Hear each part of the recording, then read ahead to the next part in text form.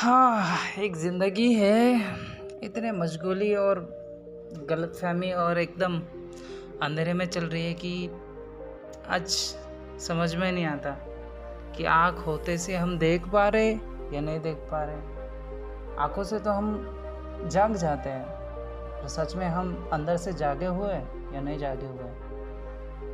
ऐसी ज़िंदगी को अगर बदलना है तो फिर सत्य का साक्षात के लिए बदला जा सकता है इसको। और ज़िंदगी इसलिए है कि हम सत्य को पता कर ले, और हमें सत्य पता ही नहीं है, हमें सच्चाई पता ही नहीं है। सच्चाई यानी जीवन हमें एक ऐसी ज़िंदगी का पता चलता है जो कि हमें आज तक भी पता नहीं है। हम बाहर ही बाहर देखते हैं और अंदर झांकते भी नहीं, अपने अंदर को देखते भी नहीं, और अंदर ही देखना जीवन का मूल स्रोत है। धर्म क्या है? धर्म विज्ञान है, जीवन का मूल स्रोत का और जानने का। धर्म मेथोडोलॉजी है, एक विधि है, विज्ञान है, कला है, एक आर्ट है, उसे जानने का जो सच में जीवन है। ये जीवन जिसकी कोई मृत्यु नहीं होती, इसकी कोई मौत नहीं है, इसका कोई अंत नहीं है। वह जीवन का जहाँ कोई नए नहीं है, वो जीवन जहाँ उसका कोई जन्म नहीं होता और कोई उसका अंत नहीं होता, वही सदा है और वही सदा रहेगा। उस जीवन की खोज करना ही धर्म है। उसी जीवन का नाम परमात्मा है, भगवान है, खुदा है। जो भी भाषा में हम, जो भी शब्दों में हम बोल सकते हैं वो है। और परमात्मा, खुदा या भगवान कहीं बैठा हुआ नहीं है, या कोई आदमी नहीं है जो आकाश में बैठा हुआ है।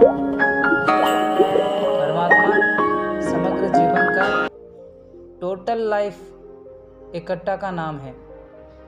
ऐसे जीवन को जानने की कला है, इसी को धर्म कहते हैं।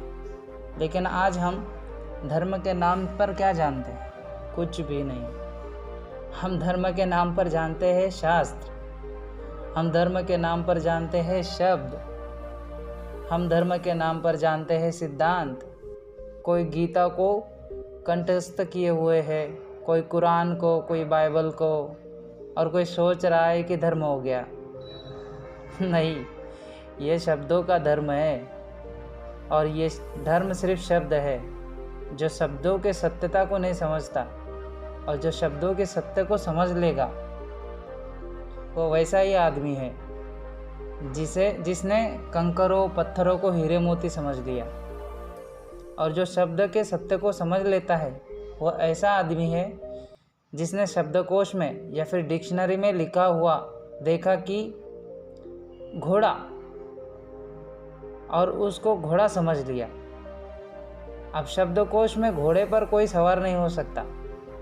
थोड़ा या फिर घोड़ा जहाँ होता है वो एक अस्तबल में बांधा हुआ होता है, और वहाँ घोड़ा वरे कुछ भी नहीं लिखा, वहाँ सिर्फ घोड़ा बांधा है, और घोड़े को भी पता नहीं कि वो घोड़ा उसे कहला जाता है।